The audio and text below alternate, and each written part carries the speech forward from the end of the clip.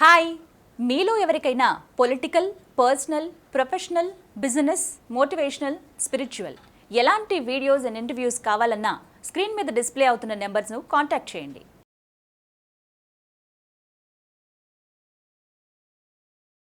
నమస్తే, welcome to stock market year and review 2021.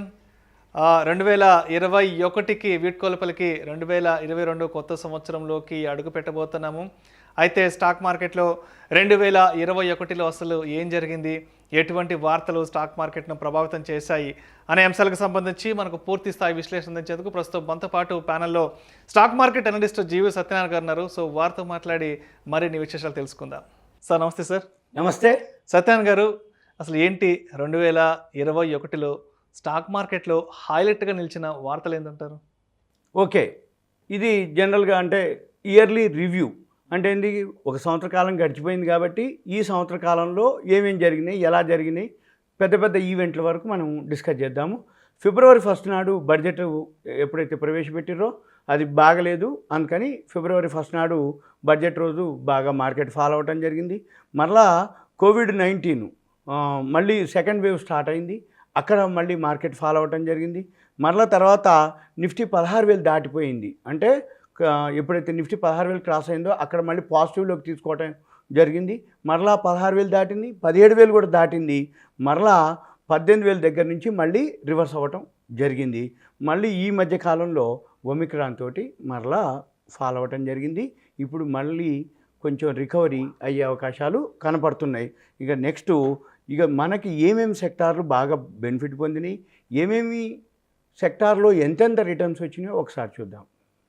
ఇక mid క్యాప్లో టాప్లోకి నిలబడింది ఈ ఇయర్లో Adani Total Gas, Adani Total అది బాగా ఉంది.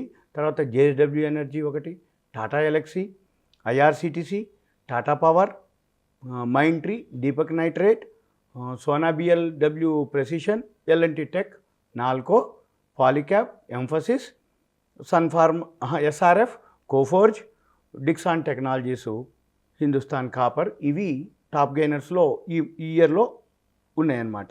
తర్వాత టాప్ లూజర్స్ వచ్చి Dhani Services, RBL Bank, Amar Raja Batteries, Whirlpool, City Union Bank, Alembic Pharma, Mahanagar Gas, M&M Financial Services, Indian Railways, IRFC Indian railway finance, Petronet LNG ఇవి బాగా వీక్ అవటం జరిగింది.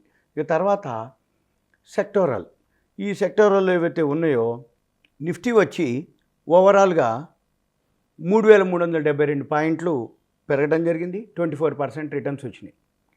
నిఫ్టీ బ్యాంక్ వచ్చి 13.49% పెరగడం జరిగింది, 4,217 పాయింట్లు పెరగడం జరిగింది నిఫ్టీ బ్యాంక్. మిడ్ క్యాప్ వచ్చి 46% పెరగడం జరిగింది, 9,600 పాయింట్లు పెరగడం జరిగింది. ఇక తర్వాత ఆటో సెక్టార్ వచ్చి 18.96% పెరిగి 1,743.40 పాయింట్లు పెరగటం జరిగింది. ఇలా అంటే అన్ని సెక్టార్లు మ్యాక్సిమము పెరగటం జరిగింది. మిడ్ క్యాప్ మాత్రం బాగా పెరగటం జరిగింది, 46%, 81. మిడ్ అండ్ స్మాల్ క్యాప్ కూడా పెరగటం జరిగింది, 51.27%. నిఫ్టీ స్మాల్ క్యాప్ 250 మాత్రం బాగా పెరిగింది, 61.94%. ఇవి జనరల్గా ఉన్నటువంటివి. అయితే 2022 వచ్చేటప్పటికి మనకి 5 రాష్ట్రాల్లో ఎలక్షన్స్ ఉన్నాయి. అవి యూపీ, ఉత్తరాఖండ్, పంజాబ్, గోవా, మణిపూర్. కాబట్టి రేపు 2022 ఎప్పుడైతే ఫిబ్రవరిలో ఎలక్షన్స్ ఉన్నాయో మార్కెట్ పాజిటివ్గా ఉండే అవకాశాలు కనపడుతున్నాయి. నెక్స్ట్ ఫిబ్రవరి 1కు బడ్జెట్ ఉంది, ఎలక్షన్స్ ఉన్నాయి, బడ్జెట్ ఉంది. కాబట్టి అన్ని సెక్టార్లకి పాజిటివ్ అనౌన్స్మెంట్ జరిగే అవకాశాలు ఉన్నాయి. ఆల్రెడీ ఫైనాన్స్ మినిస్టర్ వాళ్ళు బడ్జెట్ సమావేశాలు స్టార్ట్ అవ్వటం జరిగింది. అందుకని ఈ రాబోయే రోజుల్లో జనవరిలో థర్డ్ క్వార్టర్ రిజల్ట్స్ వస్తాయి. ఎప్పుడైతే థర్డ్ క్వార్టర్ రిజల్ట్స్ వస్తాయో అంటే రిజల్ట్స్ అన్నీ చాలా చాలా బాగున్నాయి. ఎందుకోసం అంటే అడ్వాన్స్ ట్యాక్స్ ఏదైతే ఉన్నాయో అడ్వాన్స్ ట్యాక్స్ చాలా బాగా కట్టినాయి కంపెనీలు.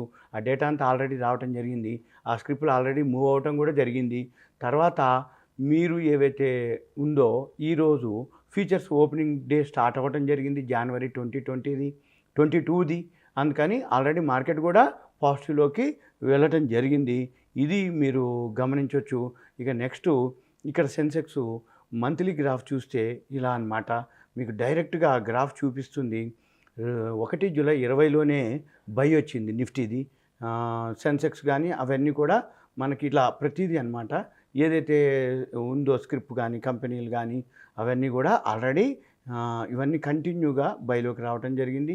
ఏప్రిల్ 2020 నుంచి అన్నీ కూడా అన్ని సెక్టార్లు కూడా ఓవరాల్గా బైలోనికే రావటం జరిగింది. ఇది సింపుల్గా 2021కి 2022కి విశ్లేషణ. రైట్ సత్యనారాయణ గారు, అదేవిధంగా ఇవాళ డిసెంబర్ 31, 2021 అండ్ స్టాక్ మార్కెట్కి సంబంధించి కూడా ఇవాళ వారాంతం వీకెండ్లో ఉన్నాము. అదేవిధంగా సంవత్సరం పరంగా చూస్తే కూడా ఇవాళ చివరి రోజు అంటే డిసెంబర్ 31 ఇవాళ ఫైనల్ డే.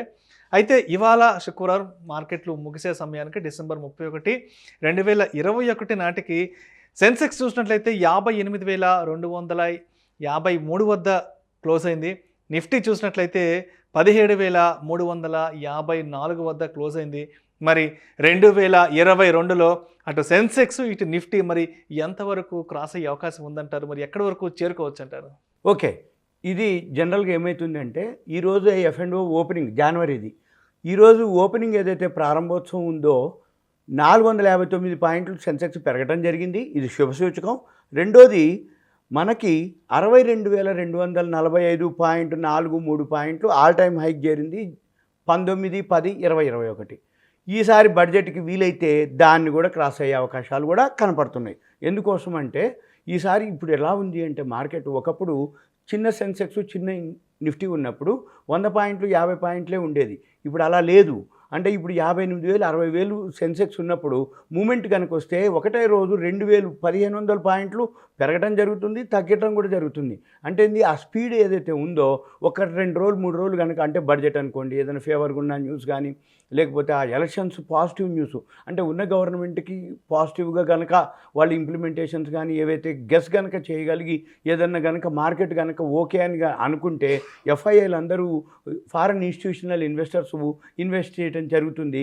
ఆటోమేటిక్గా అప్పుడు ఈ లాస్ట్ ఏదైతే 62,245 ఉందో అది కూడా దాటే అవకాశాలు ఈ ఫిబ్రవరికే జరిగితే కూడా జరగవచ్చు. జనరల్గా ఎందుకు అంటే ఎప్పుడైనా కానీ ఏదైతే ఈవెంట్లు ఉంటాయో ఆ ఈవెంట్లు కనుక ముందుగానే ఫారిన్ ఇన్స్టిట్యూషనల్ ఇన్వెస్టర్స్ పసిగట్టడం జరుగుతుంది, వాళ్ళు ఇన్వెస్ట్ చేయడం జరుగుతుంది.